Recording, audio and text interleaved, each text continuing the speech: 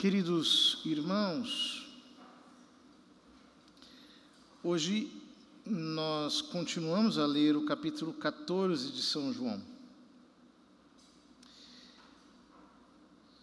E ele começa com essa afirmação de Cristo no versículo 7.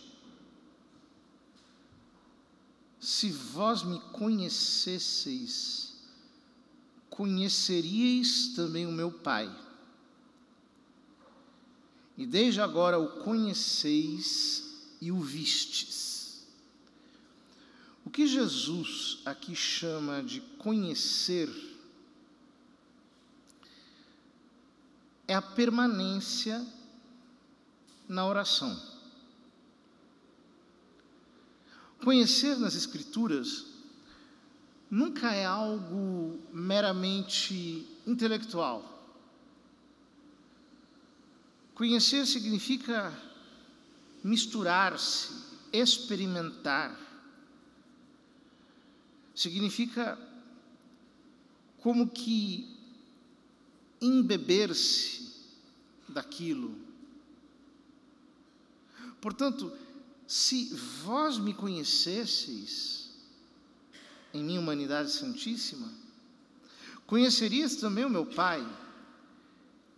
Claro, porque o Filho é filho do Pai no Espírito Santo. As pessoas da Trindade são indissociáveis. Diz Filipe: Senhor, mostra-nos o Pai, isso nos basta. Jesus respondeu: há tanto tempo estou convosco e não me conheces, Filipe. Quem me viu, viu o Pai. São Paulo aos Colossenses diz que ele é a imagem do Pai. Ele é o ícone do Pai. Ele é a imagem do Deus invisível. Portanto, vejam, o que Jesus está aqui nos ensinando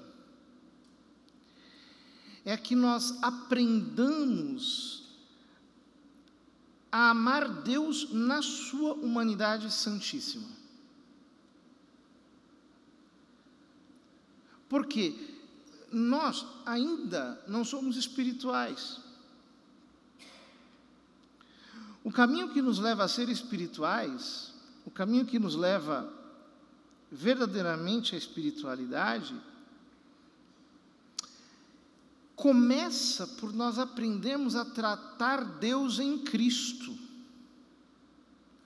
Ou seja, como diz o Francisco Ozuna no começo do terceiro abecedário espiritual, que era o livro de cabeceira de Santa Teresa, a humanidade santíssima de Cristo é como um facho de luz que me faz ver Deus.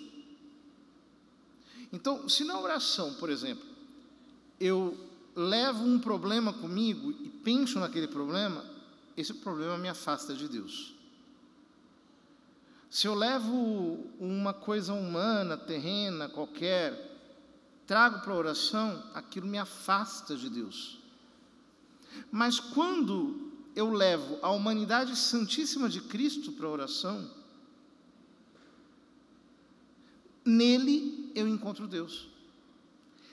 Porque ele é o Deus encarnado. Ou seja, o fato de Deus ter se feito homem na plenitude dos tempos, não é apenas uma verdade de fé dogmática. Deus se fez homem, ponto final. Ela também tem um peso místico. Ou seja, no caminho da oração, se eu não aprendo a amar Cristo, e amar Cristo em Deus e Deus em Cristo, eu não vou conseguir subir para a contemplação do divino, a contemplação abstrativa de Deus que os grandes espirituais na igreja sempre tiveram. A contemplação da Trindade Santíssima. Não vai dar. Porque, como nós ainda não somos espirituais, nós precisamos pensar num objeto. Que objeto é esse? Cristo. Então eu preciso pensar em Cristo com amor. Eu preciso conhecer Cristo, ou seja, crer e amar. Eu tenho que me envolver com Ele.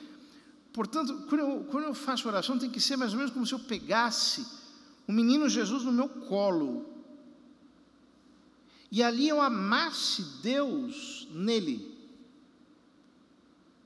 Amando Deus em Cristo, eu consigo começar a me abrir para a ação sobrenatural da graça. Deus mesmo vai me levando por sendas de oração, por caminhos espirituais. Mas eu tenho que aprender a amar Deus em Cristo. Essa é a grande característica da mística cristã, católica.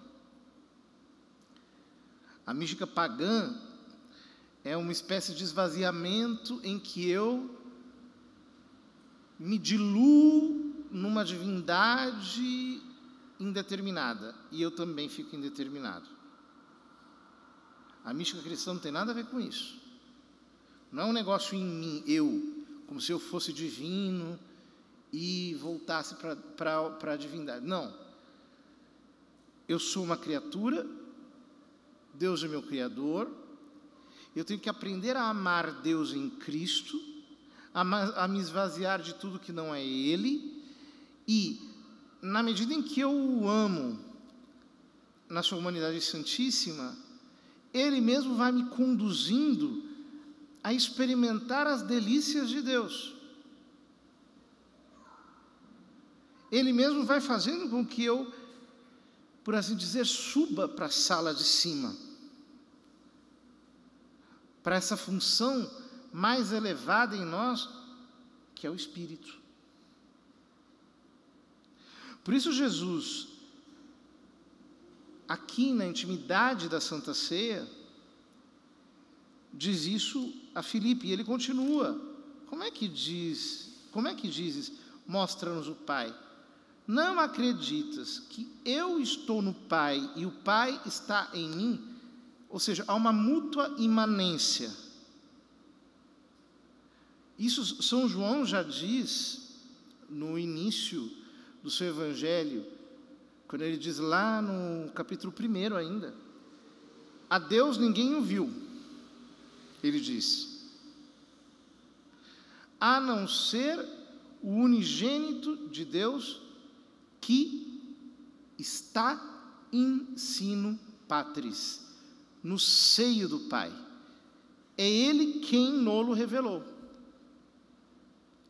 Ou seja, eu já vi pessoas, por exemplo, pensarem no mistério da encarnação de uma maneira um pouco pueril. Assim, como se Jesus, a segunda pessoa da Trindade, se separou da Trindade, aí Ele mergulhou aqui e se encarnou, ou seja, se humanizou, ou seja, se desdivinizou, aí se tornou homem. Não tem nada a ver. A encarnação não é isso. A segunda pessoa da Trindade, que é una com o Pai e o Espírito Santo, nessa tríplice imanência mútua, o Pai permanece no Filho, o Filho permanece no Pai, não tem como separar, dissociar as pessoas da Trindade. A segunda pessoa assumiu a natureza humana. Ou seja, essa natureza humana concreta de Cristo é uma espécie de órgão da divindade. E por isso, eu encontro Deus nele.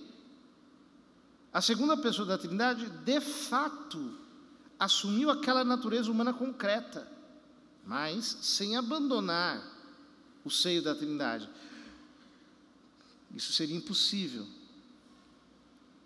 Portanto, Ele está no Pai.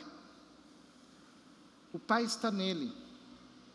As palavras que eu vos tenho dito, não as digo por mim mesmo, mas é o Pai que, permanecendo em mim, realiza as suas obras. Então ele diz que as suas palavras são as suas obras. Porque as suas palavras suscitam fé no nosso coração. As suas palavras nos movem para o sobrenatural. As suas palavras queimam. Elas entram em nós de maneira viva e eficaz. Mas as suas palavras são obra do Pai. O Pai eternamente diz o Verbo. E o Verbo, ao falar, é o Verbo dito pelo Pai que fala. Isso tem tudo a ver com o que Jesus dizia no capítulo 8, quando ele disse: se permanecerdes em mim, se vocês perseverarem, vivendo em mim, ficando em mim, morando em mim, permanecendo em mim, e nas minhas palavras, conhecereis a verdade. E a própria verdade vos libertará, assim como um pássaro liberto do passarinheiro, que passou pela portinha estreita depois de bicar dentro do ovo. Ou seja, se nós permanecemos em Cristo, amando o nosso Senhor, meditando o nosso Senhor, considerando o nosso Senhor, trazendo o nosso Senhor vivo em nós, tanto pelo sacramento, como pela fé. E nós fazemos isso de inúmeras maneiras, nos mistérios do Rosário, na via sacra, na devoção às chagas de Cristo, na devoção ao coração de Cristo, que é a sede do seu amor, na devoção a Cristo crucificado, a Cristo glorioso. Ou seja, Ele, e graças a Deus a espiritualidade católica é muito rica, porque ela, ao longo dos séculos, foi como que descomprimindo aspectos e descobrindo novidades em Cristo. Jesus mesmo tinha dito que o escriba versado nas coisas do reino dos céus extrai do seu tesouro coisas novas e velhas. São todos esses meios pelos quais nós permanecemos em Cristo. Nós fazemos nele a nossa morada. Crede em mim. Eu estou no Pai e o Pai está em mim. Crede, ao menos por causa destas mesmas obras. Ou seja, crede por causa dessas palavras. No final do capítulo 6, São Pedro disse a Cristo: Mestre, para onde iremos? Só tu tens palavras de vida eterna. Ou seja, o que São Pedro estava dizendo nessa frase é a sua percepção sobrenatural da força das palavras de Cristo. Elas não são meras palavras, elas produzem o que significam. Elas são palavras de fogo, elas são palavras vivas e eficazes. Elas penetram, elas nos atravessam. Como as pessoas teriam fé se meditassem o Evangelho, se buscassem o Evangelho com a memória, se pegassem, nem que fosse uma frase do Evangelho, e a trouxessem viva no coração, como aquele livro, Relatos de um Peregrino Russo, em que ele foi chegando à intimidade divina simplesmente por dizer um versículo do Evangelho. Jesus, Filho de Deus, tende piedade de mim, que sou pecador. Só nessa frase, introjetando-a, meditando-a, saboreando-a, experimentando-a, ele foi entrando no Cristo, cada vez mais, entrando no Cristo, entrando no Cristo. E as palavras do Cristo foram entrando nele, mais e mais, mais e mais, mais e mais, até que já não havia mais nenhuma barreira entre ambos. Nós precisamos nos saturar de Cristo, nos embeber de Cristo, nos encharcar de Cristo. Em verdade, eu vos digo, quem crê em mim fará as obras que eu faço e fará ainda maiores do que estas. Pois eu vou para o Pai. E o que pedirdes em meu nome, eu o realizarei, a fim de que o Pai seja glorificado no Filho. Se pedirdes algo em meu nome, eu o realizarei. Pedir em nome de Cristo não é simplesmente usar uma fórmula, em nome de Jesus Cristo, tal. Não é isso. Pedir em nome de Cristo significa em união com Cristo. A nossa alma unida à alma dele. O nosso ser unido ao ser dele. Nós completamente cheios dele. Penetrados pelos seus sentimentos, pela sua virtude, pela sua graça, pela sua força. Então, Jesus diz que ele fará obras maiores do que essas através de nós.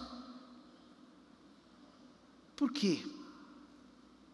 Porque é sempre Ele que faz.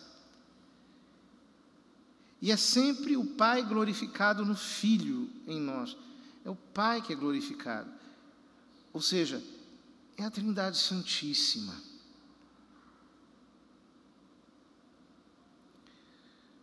Que aparece, que brilha, que refulge, que transborda, desde que nós nos impregnemos de Jesus Cristo. É o que nós precisamos fazer, queridos irmãos. Há tantos santos que fizeram coisas extraordinárias. São Vicente Ferrer, por exemplo, da Ordem de São Domingos. Ele, numa manhã de Páscoa, deu um brado na pregação tão forte que 20.000 pessoas caíram por terra. Sem microfone. Não havia microfone no século XII, XIII. Acho que ele é do século XIV, na verdade. Já não sei mais. Mas ele, por exemplo, tem-se notícias de que ele tenha ressuscitado mais de 30 mortos.